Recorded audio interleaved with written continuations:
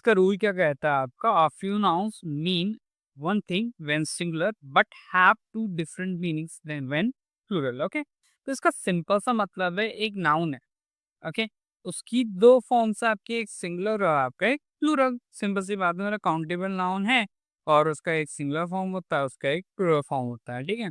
तो ये चीज आपको ध्यान रखना, हम आज ऐसे नाउन्स की बात कर रहे हैं जो आपके क्या सिंगुलर फॉर्म में डिफरेंट मीनिंग देंगे, और अगर उनका प्लूरल बना दिया जाए एस लगा के या फिर किसी वे से, ओके, तो वो डिफरेंट मीनिंग देने लग जाते हैं। देखो कुछ यहाँ पे लिखे हुए हैं, जैसे कलर है, तो कलर का मतलब होता है शेड, शेड होता है, ठीक है, दैट इज कलर। लेकिन अगर हम कलर्स की बात करेंगे ना, तो इसकी दो मीनिंग हो जाएंगे। एक तो शेड आपका सिंगुलर में था तो प्लूरल हो जाएगा आपका शेड, ठीक है।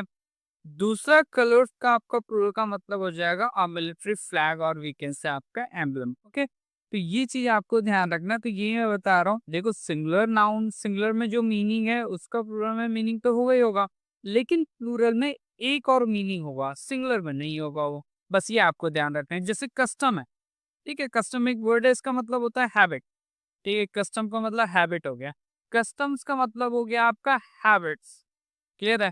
लेकिन अगर हम बात करें कस्टम्स की एक और प्लूरल फॉर्म में एक और मीनिंग की, तो उसको मतलब हम कहेंगे आपका taxes on imported goods. Okay, जैसे कस्टम ऑफिसर हो गया, ठीक है, इस तरीके से। तो ये आपको ध्यान रखना है। इफेक्ट की हम बात करेंगे तो इफेक्ट मतलब होता है रिजल्ट या फिर आपका आउटकम, ठीक है। वहीं अगर हम इसके प्लूरल की बात करेंगे तो तब क्या हो जाएगा आपका, आउटकम्स हो जाएगा ऑब्वियसली, ठीक है।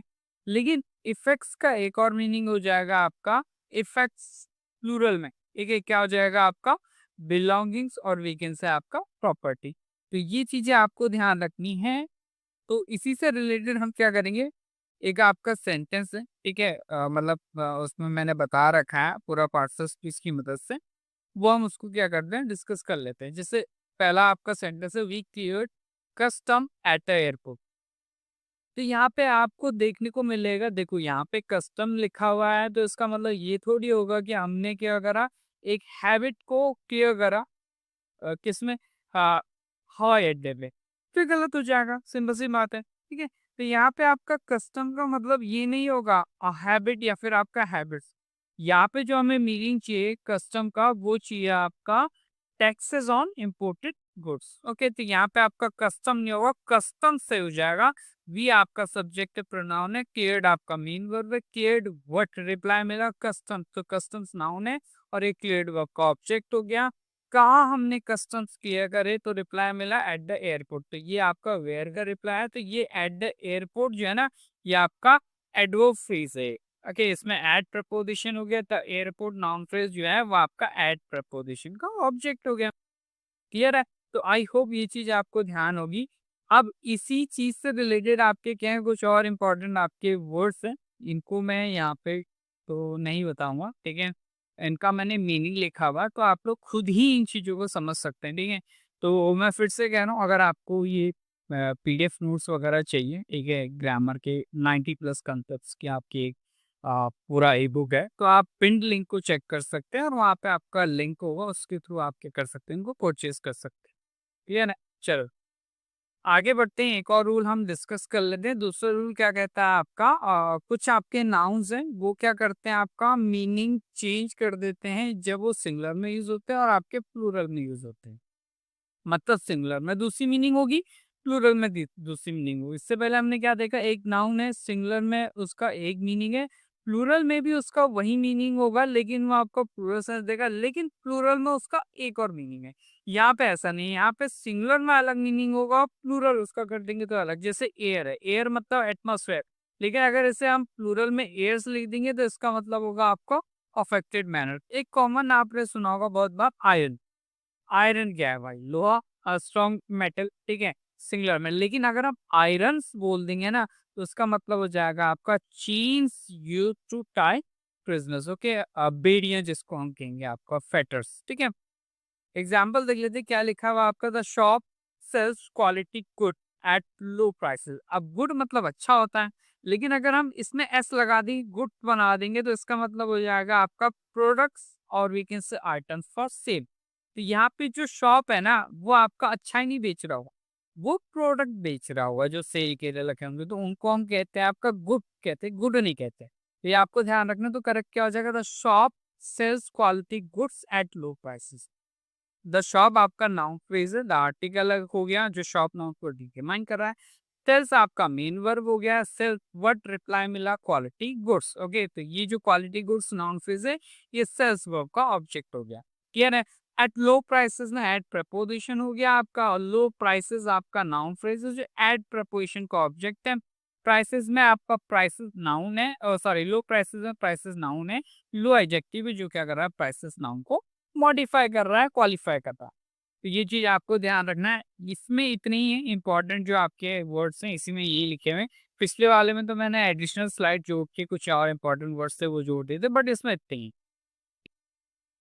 एक और रूल यहाँ पे आ जाता है। ये रूल क्या कहता है आपका, देखो जॉइंट पोजीशन की बात करेंगे और आपका सेपरेट पोजीशन की हम बात करेंगे। तो जॉइंट पोजीशन क्या होता है, पोजीशन इज बेसिकली आपका ओनरशिप, ठीक है, हक जताना, ठीक है, दैट इज पोजीशन।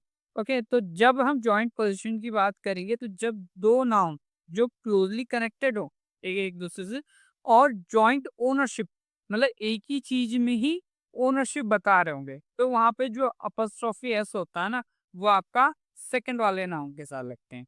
जैसे पहला एग्जांपल देख लो, क्या लिखा है आपका, रास एंड सिमरन्स होम। होम मतलब आपका एक ही की बात हो रही है, तो उसका मतलब भाई राज का भी वही घर है और सिमरन का भी वही घर है। पति पत्नी हो सकते हैं, भाई बहन हो सकते हैं, ठीक है। तो इसका मतलब है घर एक है तो भाई दोनों का एक ही होगा, दोनों का एक है तो मतलब दोनों की ओनरशिप कॉमन है। अगर ओनरशिप कॉमन है तो भाई राज वाला जो अपस्ट्रॉफी ऐसा ना वो हटा देंगे, सिमरन वाले के साथ लगा रहने देंगे। क्लियर है। नेक्स्ट आपका हम बात करेंगे आपका सेपरेट पोजीशन की। तो सेपरेट पोजीशन की हम बात करेंगे, इसका मतलब जो ओनरशिप है वो अलग अलग है। क्लियर है।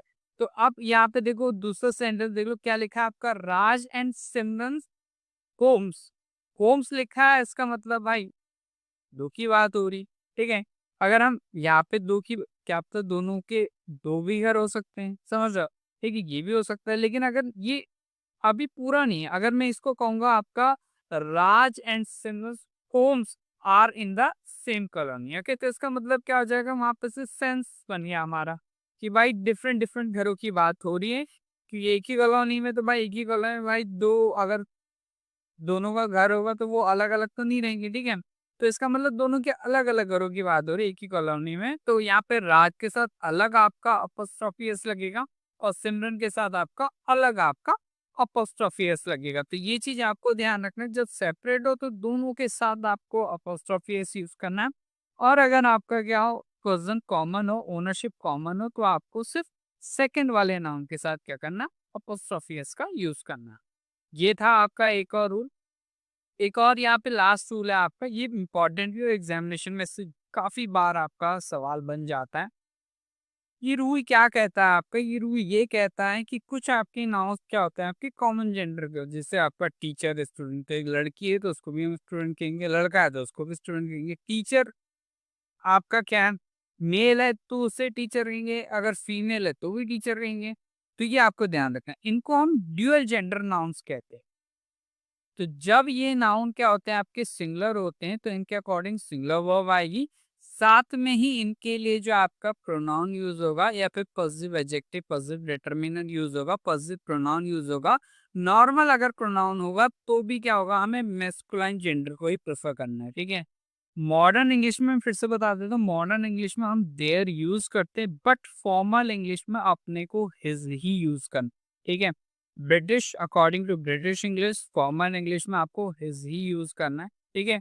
हर भी हम यूज कर सकते हैं अगर बताया जा रहा हो कि आपका जो कॉमन नाउन है वो आपका फीमेल जेंडर को रेफर कर रहा है, तो हम वहाँ पे हर यूज करिए। अदरवाइज हम मेस्कुलाइन जेंडर को ही प्रेफरेंस देंगे, ये चीज आपको ध्यान रखना है। देयर भी यूज होता है, बट मॉडर्न इंग्लिश में यूज होता है, और आपका इनफॉर्मल कम्युनिकेशन में हम उसका यूज कर लेते हैं। एग्जाम्पल देख लो, क्या लिखा है, average student should bring their book लिखा है यहाँ पे, तो क्या हो जाएगा, एवरेज स्टूडेंट के अकॉर्डिंग देयर लिखा है, गलत है। मैंने क्या बताया, ये कॉमन जेंडर नाउन है, अगर सिंगुलर कंसिडर होंगे तो इनके अकॉर्डिंग आपको सिंगुलर वर्ब यूज करना, और आपका मैस्कुलाइन जेंडर के नाउन वो सॉरी प्रोनाउंस को प्रेफरेंस देनी है। तो ये कुछ तीन एग्जाम्पल्स भी हैं, और यहाँ पे मैंने स्क्रीन में बता भी रखा है यहाँ पे एक बना के एग्जाम्पल कि यहाँ पे आपका हिज आ गया इन प्लेस ऑफ देयर। तो ये तो थे आज के कुछ इंपॉर्टेंट रूल्स एग्जामिनेशन को ऊपर से बहुत इंपॉर्टेंट है। मैं फिर से रिक्वेस्ट कर रहा हूँ जिसको पीडीएफ परचेज करना है वो पिन लिंक जरूर चेक कर लें और वहां से पीडीएफ परचेज कर लें। मिलते हैं in the next session. Okay, till then, जय हिंद, जय भारत।